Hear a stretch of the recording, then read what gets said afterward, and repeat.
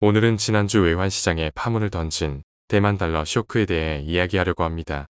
대만 달러 쇼크는 대만 달러가 지난주 5일까지 이틀 동안 9%라는 이례적인 급등세를 보인 현상을 일컫는데요. 이 현상을 둘러싸고 여가시아 통화위기 관측까지 대두됐습니다. 통화위기의 예상은 섣부른 감이 있지만 도널드 트럼프 미국 행정부가 미국 달러화 약세 장기화 전망이 제기되는 현 시점에서 관련 현상의 의미는 되짚어볼 가치가 있습니다. 지난주 5일 하루 미국 달러당 대만 달러 가치는 6%나 올라 1988년 이후 37년 만에 최고의 일간 상승폭을 기록하기도 했습니다. 28.89대만 달러까지 올라 2년 만에 최고치를 기록했었죠. 바로 직전 거래일인 지난 2일에는 하루 상승폭이 4%를 넘어 이 역시 오름폭이 상당했습니다. 이미 지난달 한 달 동안 4%가량 올라 상승폭이 상당하다는 이야기가 나왔던 상황에서 통화 가치가 이틀 동안 쇼크급으로 솟구쳐버린 것입니다. 대만 달러가 단기간 솟구친 배경에는 4가지 이야기가 있습니다. 4가지 이야기가 순차적으로 상호작용하면서 대만 달러 강세 심리가 가속도를 붙어 커졌습니다.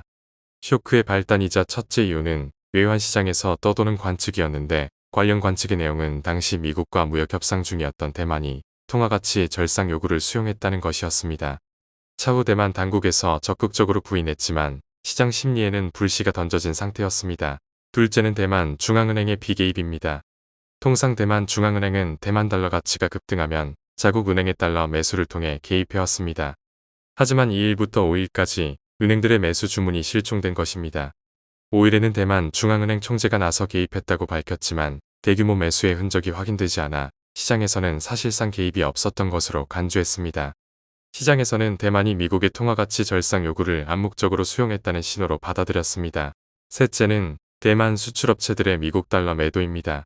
이미 4월 한 달 동안 크게 뛴 자국의 통화가치가 부담이 된 상태에서 단기간 급하게 추가 상승하자 사전에 확보한 달러를 즉시 매도해 환손실을 최소화하려고 했던 겁니다. 들리는 이야기에 의하면 평소 수출업체 달러 매도 물량의 몇 배는 됐다고 합니다. 정상적인 가격 형성이 불가능해지는 일방향 시장이 된 셈이죠. 넷째는 대만 생명보험사의 포지션입니다. 대만 생보사들도 급히 환해지에 나서 달러를 매도하기 시작했습니다. 수출업체의 매도 물량과 겹쳐 일방향을 심화했습니다. 외환시장에서는 앞으로의 생보사발 달러 매도 물량을 걱정했습니다. 이유는 이들의 환해지 비율이 역사적으로 낮기 때문입니다. 뱅크 오브 아메리카는 작년 말 기준 이들의 환해지 비율이 약 65%에 불과한 것으로 조사했습니다. 국가를 불문하고 금융시장에서 생보사들은 워낙 큰 자산 운용 규모 때문에 슈퍼탱커 같은 존재로 불리죠. 현재 대만 달러 쇼크 사태는 당국의 개입으로 대체로 안정화 단계에 진입한 것으로 파악됩니다. 하지만 금융시장의 대만과 처지가 비슷한 다른 아시아 국가도 언제든 관련 문제가 발생할 수 있다는 우려의 불씨는 남은 상태입니다. 대만 달러 쇼크 다음 날 6일 중국 역의 위안화 가치는 6개월 만에 최고치로 올라선 한편 같은 날 홍콩 달러 가치도 강세를 보여 환율 변동 범위 하단에 도달하기도 했죠. 홍콩 통화당국은 4년 반 만에 처음으로 통화 강세를 막기 위해 시장 개입에 나서야 했습니다. 전문가들은 대만 달러 쇼크 사태에 대해 아시아 국가의 달러 편중 위험성을 노출한 사례라고 설명합니다. 아시아에는 대만처럼 수출 중심 경제를 가진 국가가 많고 이들은 경상수지 흑자를 통해 장기간 달러를 축적해왔습니다.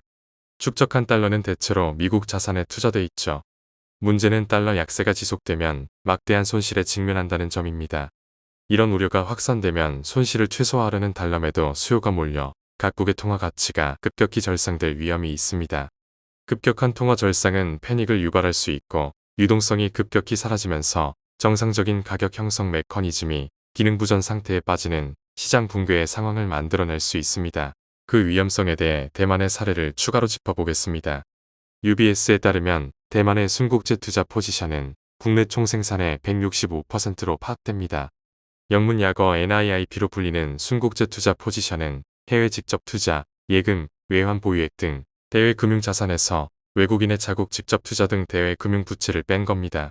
일본 84%나 독일 81%보다 훨씬 많습니다. 세계 최대 국부펀드를 운용해 400%에 육박하는 노르웨이나 카지노 수입을 주된 소득으로 삼는 마카오의 429%에 비해서는 낮지만 외화 자산이 여러 통화로 다변화된 이들과 다르게 대만은 76% 정도가 미국 달러 표시로 추산됩니다. 그렇다면 대만이 보유한 달러 자산에서 환율 변동 위험에 노출된 규모는 어느 정도 될까요? 골드만삭스에 따르면 1조 달러가 넘어 GDP의 126%가 되는 것으로 추산됩니다. 환율 변동의 손익을 그대로 받아들이는 외화예금 약 3천억 달러, 환해지 없이 미국 투자 등급 회사채에 투자한 채권 상장 지수 펀드 약 1천억 달러, 5,800억 달러 외환 보유고 중 80%가 넘어가는 미국 국채 투자분 등을 합산한 수치입니다. 외환 보유고는 목적 자체가 자국 통화의 급격한 약세에 대비한 환율 안정화나 위기 대응용이기 때문에 환율 변동 위험을 따지지 않습니다. 다만 달러 자산의 비중 쏠림이 있고 달러가 구조적으로 약세 국면에 접어든다면 외환 보유고의 실질 가치는 크게 훼손될 위험이 있죠. 환율 변동 위험에 가장 크게 노출된 곳은 보험사입니다. 파이낸셜 타임스에 따르면 대만 보험사의 해외 투자액은 GDP의 60%를 초과한다고 합니다. 대만의 작년 GDP가 7,932억 달러임을 고려할 때 4,740억 달러, 여기에 뱅크 오브 아메리카의 비해지 비율 추정치 35%를 적용하면 약 1,670억 달러가 환율 변동 위험에 노출됐다는 계산이 나옵니다. 대만 보험사의 비해지 비율은 과거보다 크게 낮아졌는데 S&P 글로벌에 따르면 2017에서 2021년 생보사의 평균 해지 비율은 75% 정도로 추산됩니다. 미국과의 금리 차이에 따라 해지 비용이 급증했고 달러 강세기의 환차익 경험을 통해 오히려 해지를 줄이면 이익이라는 행동 편향이 강화됐기 때문입니다. 대만 달러는 추가 절상의 압박을 받을 가능성이 있습니다. 대만 보험사뿐 아니라 당국까지 금융권 모두 이번을 계기로 환해지 강화의 시급성이나 해외 자산의 다변화의 필요성을 인식했을 가능성이 큽니다. 달러 약세 장기화 인식이 확산한다면 환해지 다변화 등 달러 매도 움직임은 속도감 있게 전개될 가능성이 있습니다. UBS 추산에 따르면 해지 비율이 2017에서 2021년 평균 수준으로 되돌아가면 작년 대만 GDP의 9%에 해당하는 수치인 700억 달러의 달러 매도가 발생할 수 있다고 합니다.